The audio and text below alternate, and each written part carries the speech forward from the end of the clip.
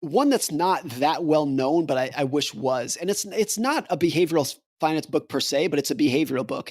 Is a book by a guy named Dan Gardner who wrote a book called The Science of Fear. The title's basically self-explanatory, and it's not a deep science book. I would say it's more of a pop science book, but I don't mean that in a derogatory way. It's very digestible. You can understand it.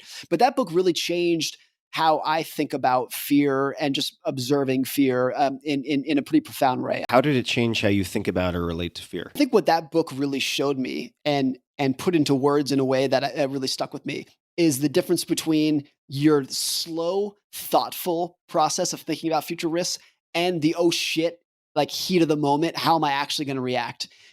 In the book, it's framed as head versus gut. Years later, Daniel Kahneman, the great psychologist, framed it as system one, system two.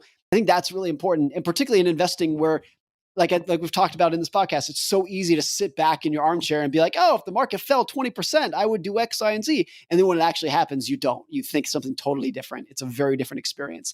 The difference between what you think and what you actually do can be 10 miles apart. And that book really explains that quite well.